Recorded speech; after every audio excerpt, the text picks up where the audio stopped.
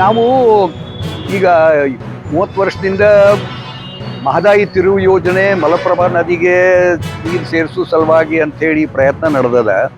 ಅದಕ್ಕೆ ಗೋವಾದವರು ಮತ್ತು ಪರಿಸರವಾದಿಗಳು ರಿಪೋರ್ಟು ಇದರಿಂದ ಸರ್ವೋಚ್ಚ ನ್ಯಾಯಾಲಯದಿಂದ ತಡೆ ತಂದ.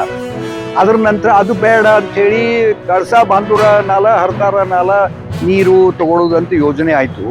ಅದಿನ್ನೂ ಅದಕ್ಕೆ ಪೂರ್ತಿ ಇನ್ನೂ ಅನುಮತಿ ಸಿಕ್ಕಿಲ್ಲ. ಇಂಥ ಪರಿಸ್ಥಿತಿಯೊಳಗೆ ಈಗ ಬಾಂಧೂರದಿಂದ 40 ಫೂಟು ವ್ಯಾಸದ್ದು ದೊಡ್ಡ ಪೈಪ್ ಹಾಕಿ ಅದನ್ನು ತುಡುಗ್ಲೆ ರೈತರ ಭೂಮಿಯೊಳಗಿಂದ ನೀರು ಧಾರವಾಡ ಗದಗಕ್ಕೆ ಸಾಗಿಸ್ಲಿಕ್ಕೆ ಹೊಂಟಾರ. ಇದಕ್ಕೆ ಯಾವುದೇ ಅನುಮತಿ ಇಲ್ದೇ ಜಿಲ್ಲಾಧಿಕಾರಿಗಳ ಗಮನಕ್ಕೆ ತರದನೆ ಯಾರ ಅನುಮತಿ ಇಲ್ದೇ ಈ ರೀತಿ ಮಾಡೋದು. ಈಗ ನೋಟಿಸ್ ಕೊಟ್ಟಾರ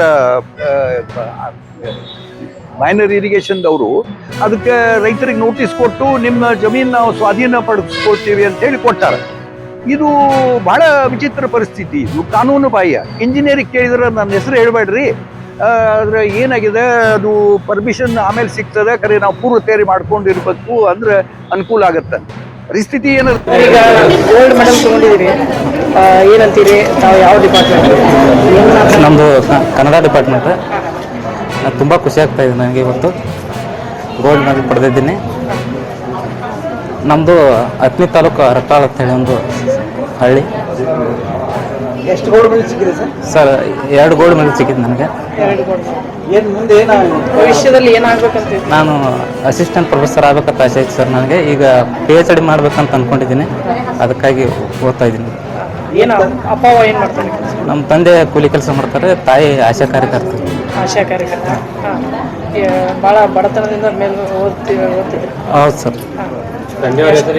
ತಂದೆ ಚಿನ್ನಪ್ಪ. ಎಷ್ಟವ ಹೇಳಿ? ತಾಯಿ ಹೆಸರು ವಿಜಯಲಕ್ಷ್ಮಿ. ಹಾಂ. ಎಷ್ಟು ಅವರ್ ಸ್ಟಡಿ ಮಾಡ್ತಾ ಇದ್ರಿ? ದಿನಕ್ಕೊಂದು 6 ಅವರ್. 6 ಏನು ಹೇಳ್ತೀರಿ ಎಲ್ಲ ಹುಡುಗರಿಗೆಲ್ಲ? ಚೆನ್ನಾಗಿ ಓದಿ ಪ್ರಯತ್ನ ಪಟ್ಟರೆ ನೀವು ಕೂಡ ಈ ರೀತಿ ಪ್ರಥಮ ಸ್ಥಾನವನ್ನು ತೆಗೆದುಕೊಳ್ಬೋದು ಅಂತ. ನಿಮ್ಮ ಪೇರೆಂಟ್ಸ್ ಬಂದಾರ? ಇಲ್ಲ ಸರ್, ನಮ್ಮ ಸಹಪಾಠಿಗಳು ಕರ್ಕೊಂಡ್ಬಂದಿದೆ ಸರ್. ಪೇರೆಂಟ್ಸ್ ಬಂದಿದ್ರು ಸರ್. ನೀವು ಕಲಿಬೇಕಾದ್ರೆ ಹಾಸ್ಟೆಲಲ್ಲಿ ಇದ್ರೆ ಅಥವಾ ಹೆಂಗೆ? ಹಾಂ ಸರ್, ಯೂನಿವರ್ಸಿಟಿ ಹಾಸ್ಟೆಲ್ನಲ್ಲೇ ಇದ್ದೆ. ಸೈಡ್ ಮತ್ತು ಪಾರ್ಟ್ ಟೈಮ್ ಜಾಬ್ ಎಲ್ಲ ಮಾಡ್ತಿದ್ದೆ? ಇಲ್ಲ ಸರ್, ಸ್ಟಡಿಗೆ ಕಾನ್ಸಂಟ್ರೇಟ್ ಮಾಡ್ತೀವಿ. ಡೈಲಿ ಎಷ್ಟು ಅವರ್ ಸ್ಟಡಿ ಮಾಡ್ತಿದ್ವಿ? ಒಂದು 6 ಅವರ್ ಮಾಡ್ತೀವಿ ಸರ್. ನಿಮ್ಮ ಹೆಸರು? ಶಿವಶಂಕರ್. ಶಿವಶಂಕರ್ ಕಾಂಬ್ಳೆ. Thank you.